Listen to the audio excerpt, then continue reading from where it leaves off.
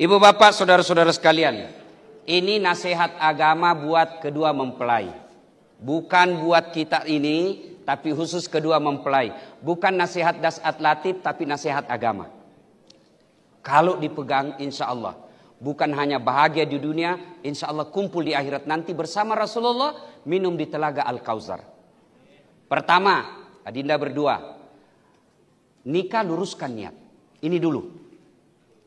Kalau Anda menikah karena salah niat, maka siap-siap kecewa. Maka Nabi katakan, nikahilah seorang wanita atau nikahi seorang lelaki karena 4 hal. 1, kecantikannya. Penting cantik. Kenapa? Karena dia hampir 24 jam di depanmu. Baru pulang, dia lagi. Mau tidur, dia lagi. Sarapan, dia lagi. Jadi kalau jelek, pasti cepat ganti casing. Nikahilah seorang wanita atau lelaki karena keturunannya. Penting cari keturunan baik-baik, tapi tidak boleh prioritas. Kenapa? Ada orang bapaknya Nabi, anaknya pengkhianat. Nabi Nuh, anaknya Kan'an pengkhianat.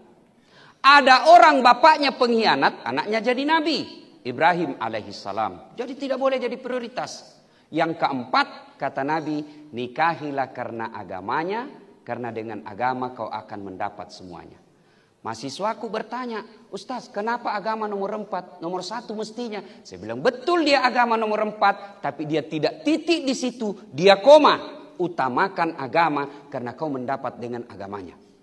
Ada orang cantik, tapi akhlaknya kesurupan. Ada orang bagus akhlaknya, mukanya hancur. Ada lagi kaya, tapi sifatnya jelek.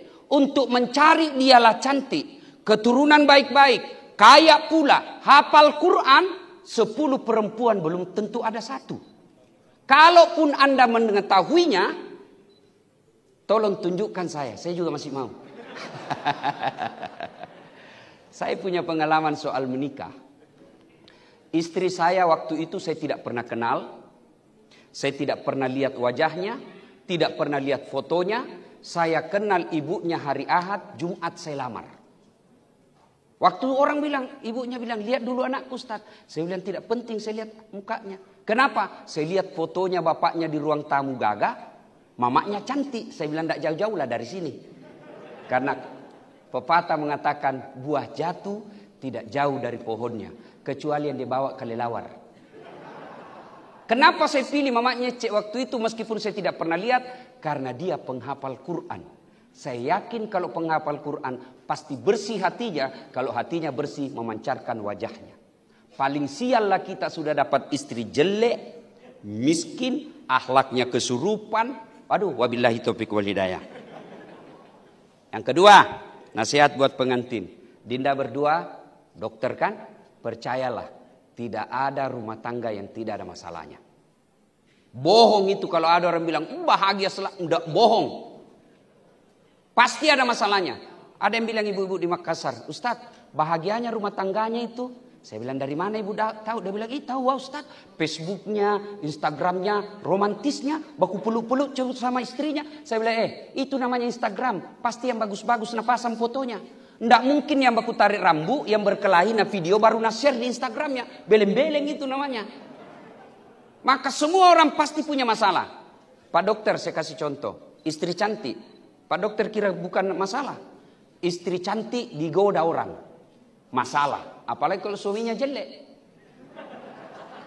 Berarti bagus kalau jelek istri. Istri jelek dihina orang. Kita lagi malu jalan sama dia.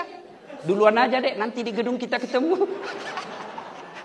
Pas sampai di gedung dia telepon. Mana kok pak? Enggak jadi saya benceret. Istri jelek masalah. Istri cantik masalah. Berarti bagus kalau tidak ada istri. Lebih masalah lagi. Makanya ada orang begitu meninggal istrinya, kawin lagi. Tapi jarang saya lihat perempuan meninggal suaminya kawin lagi. Bahkan perempuan biasa kalau meninggal suaminya ada yang sampai pingsan. Karena cintanya kepada suaminya. Tapi saya tidak pernah melihat ada laki-laki yang pingsan karena meninggal istrinya.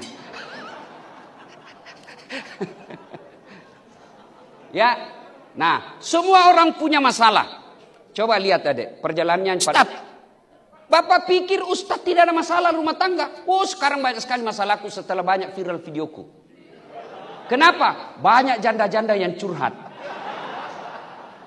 Pura-pura pertama curhat. Ustadz, saya ada masalah Ustadz. Lama-lama dia bilang, Ustadz, saya butuh imam dalam hidupku Ustadz. Saya bilang, mohon maaf ibu, saya bukan imam, saya khotib. Ibu bapak saudara-saudara sekalian, jangankan Anda yang hidup zaman milenial, dokter, Nabi saja punya masalah. Nabi, kurang apa Rasulullah? Allah persembahkan dunia dan isinya, kata Allah. Benengetannya sabai kau Muhammad deu pancaji linoi. Andai bukan karena engkau Muhammad, saya tidak ciptakan ini dunia dan isinya. Persembahan Allah kepada Nabi, dunia. Tapi apa Nabi tidak punya masalah dalam rumah tangga? Beliau difitnah dalam masyarakat. Bukan cuma difitnah, kalau kita cuma dibuli. Bukan dibuli, Nabi diusir dari tanah kelahirannya. Siapa yang ngusir? Pamannya sendiri. Dalam kesetiaan, Nabi pernah diuji. Fitnah Aisyah di Madinah selingkuh. Itu Nabi, apalagi kita. Maka pasti ada masalah. Bedanya, Nabi kalau ada masalahnya, dia tidak curhat di medsos. Allah cuma minta, ista'inu bisabri wassalah. Sabar kau, perbaiki solatmu, saya yang selesaikan itu masalahmu. Itu janji Allah, bukan janji caleg. Kalau Allah yang janji pasti. Apa rumusnya? Dua aja. Sabar, perbaiki solatmu. Bapak ibu yang hadir di tempat ini, demi Allah, biar bapak profesor doktor, biar bapak ulama, penghafal Quran, tapi tidak sabar, rumah tangga susah bahagia. Resep itu paling tinggi sabar. Saya bilang sama istriku, sama mamaku, dek nagaga kale pak disengesak barai. Tidak ada mikala itu ilmu sabar. Biar kita hafal Quran, tinggi profesor doktor, kalau tidak sabar, susah menghadapi rumah tangga. Kenapa? Buat subscribe YouTube channelnya Padepokan Pamungkas, follow Instagramnya juga @padepokan_pamungkas. Jangan lupa untuk like, komen, dan share video-videonya, dan juga pantengin terus kegiatan-kegiatannya supaya videonya bisa bermanfaat buat teman-teman di luar sana. Terima kasih.